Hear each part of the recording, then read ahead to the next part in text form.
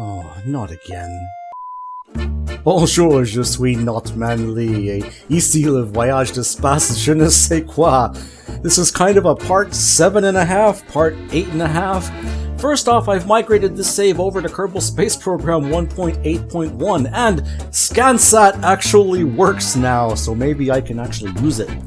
I went back to some of my old saves and I made sure that craft that I designed for KSP 1.7 still work here. Looks like they are, except for me being silly and leaving the solar panels open there. This was the Eve lander that successfully brought Chris and Roberta Lynn Kerman back up to low Eve orbit. It seems okay. If you look at the new terrain that we got down there, at least looks very impressive. The clouds haven't changed much, but hey, that's to be expected, no worries there. It still looks really nice. Fortunately, these engines seem to work as they did back in Kerbal Space Program 1.7. Okay, there we go. Separating out those exploding and breathing engines, I went for a much more aggressive gravity turn on this launch, which is why you see a lot more atmospheric heating here, but that's okay. We still managed to get these guys back up to orbit safely. In fact, I think this was a more efficient orbit than the actual one where these guys came back up and met up with Julie Kerman. Not bad at all. Anyway, I'm just checking this save out, making sure that all the old craft still work. There we go, 5 kilometers per second, not bad. We're able to get these guys back up into low Eve orbit. Later on, I was checking out other craft as well. I've got the Moho lander just to make sure that still works. Also to check out the terrain changes over at Moho and over at Duna. And speaking of Duna, well, we'll get into that in a bit. Looks like I've raised the eyebrows of some folks over at the Galileo team on this matter. We'll cover that in just a bit. Anyway, I went back to the Moho save, and well, aside from me being dumb and launching in the wrong direction, this lander still works as well. There's that mesa, looks rather differently covered. In fact, well, the whole rest of the surface looks rather differently colored. This was raised in the Je ne sais quoi forum thread, and there seems to be a problem either with the new shaders in KSP 1.8, or maybe it's with Copernicus, I don't know. But some of those terrain tiles look very interesting, almost look like circuit boards. Or maybe there is life on Moho, or there was, and this was their evidence, I don't know. In any case, I'm hoping that this gets fixed in a future release of either Je ne sais quoi or Copernicus, or maybe in KSP this is a problem that needs to get fixed. I should go check other planet packs just to make sure it's not a Copernicus issue. This was the Eve rover, and I've got an updated version of Bon Voyage here. It doesn't always fix the rotation issues, but it's not as bad as it was. I still have to use that time warp trick to straighten things out, and there I've got disable rotation turned off on this release just to make sure that I didn't accidentally leave it turned off. Now I was going to look for the Bon Voyage setting to make sure, yeah, rotation vector. That's what worked before in my earlier tests. I might still have something I gotta go and adjust. But I take a look out, and that's not just a terrain tile problem, that's missing terrain tiles. Last time I saw this was in a earlier version of Copernicus. I hope that gets fixed. Now to address the Duna parachute problem. Ohio Bob has raised a stink about my abuse of the parachutes, and I'm like, okay. Don't know what I did there. There's a plugin that comes with Je ne sais quoi, it's called Tweak Shoots. It actually enforces the parachute pressure limits that are set in the configuration files for those parts, but for some reason they're not actually enforced in the game. This was the case in stock aerodynamics as well, but it's been worse with me having Ferrum Aerospace installed and a basic version of Real Shoot installed as well. Real Shoot Lite makes the stock shoots work in Ferrum Aerospace, but just to make sure that my original designs still worked, I replaced all of the regular shoots with drogue shoots, and I set the minimum pressure limit to the limit in the configuration file, 0.02 atmospheres. And I'm just checking all the parachutes, making sure they're all good here. The Duna rover here, it's otherwise unchanged, aside from me replacing all of the chutes. And there we go. Yep, there we go. With any luck, Bob here will be able to touch this thing down safe in this simulation. I am just making sure that the original design still works with the intended constraints of this system. Especially of Duna, where the datum level pressure is actually at the limit for the stock regular chutes. So they would never deploy until you got down to the surface, and well, by then it would be too late. At least that was the intent. So anyway, we're just making sure here that the rover here still lands safely. Those 10-meter heat shields make really good drogue chutes by themselves, because we're able to slow down to a safe deploy speed for the drogues well in advance of the 0.02 atmosphere limit. And I'm like, okay, when are these things going to deploy? And I'm like, wait a minute, I have a barometer on board there. Let's open that up. Come on there. Where is it? There it is. Toggle this. There we go. So yeah, we haven't hit 0.02. That would be just over 2 kilopascals. We're at 1.5.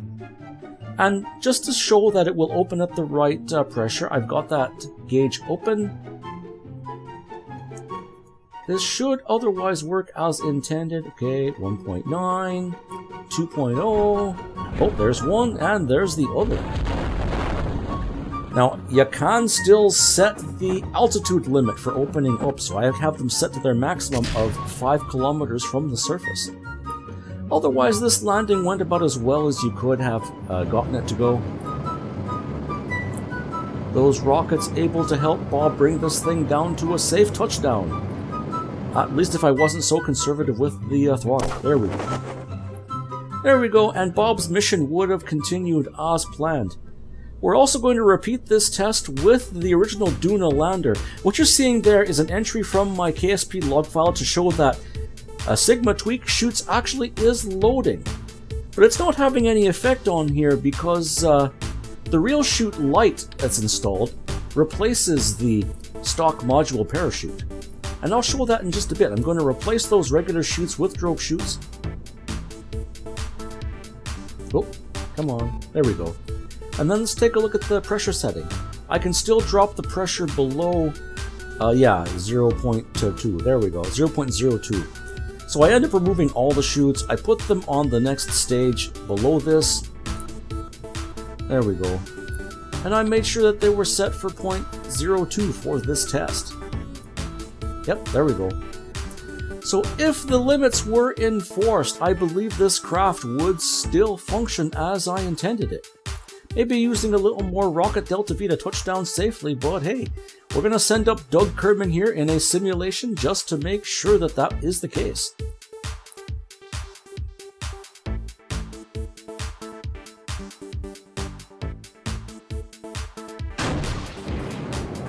There we go. Set periapsis to just above 20 kilometers like I've done before. I picked a better landing spot. I'm pretty sure this would have still worked over in the Notable Mountains because of the valley that we landed in. It would have been a little tighter, but I think we still would have made it. Those twitch engines are more than enough to do a safe landing. The question is, would I have enough Delta V to get back off the surface and back into low Duna orbit? We're about to find out. Those air brakes are working the same way they did in the actual mission, not a problem.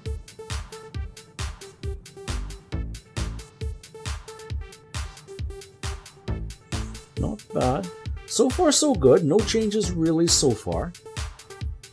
I'm going to be watching that red parachute indicator over there in the staging diagram, and I will deploy the chutes as soon as it is safe to do so. I don't have the benefit of the stock system where you can set the chutes to deploy where safe, because I do have Ferrum Aerospace and real chute light installed. I have to wait. So okay, they're deployed, and they will open when the static pressure is high enough. I don't have any instrumentation aboard this craft, so I brought up the aero GUI just to show. There we go, 2 kilopascals, and the chutes open up as they intended. And at 5 kilometers up, they fully blossom open. Okay, this is about how it behaved last time, maybe a little quicker, but that's okay. Drop the air brakes because we no longer need them. And there we go, touchdown. I did use a little more rocket Delta V to touch down, but as you'll see, it did not make a difference getting Doug here back up to low Duna orbit. A little bit of fast forwarding there.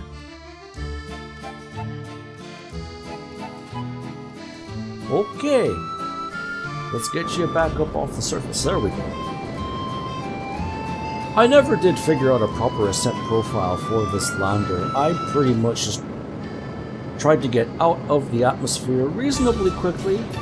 You know, Duna's atmosphere is thin, but it is there, and this lander this lunar excursion module, is about as aerodynamic as a brick, even in Ferrum Aerospace. Fortunately, we got some reaction wheels and we got some gimbal on those twitch engines. We can steer this thing straight, at least reasonably so. Yeah, we're gonna miss Valentina, but that's okay, we'll be able to catch up. She's in a higher orbit. All we gotta do is stay in a lower orbit and then we'll eventually catch up. There we go. See, still plenty of fuel. We didn't even expel that stage yet. We would have had plenty of fuel to still top up that middle stage and be able to take the Duna lander out to Ike. And the mission to Ike would have been unchanged. So there we go.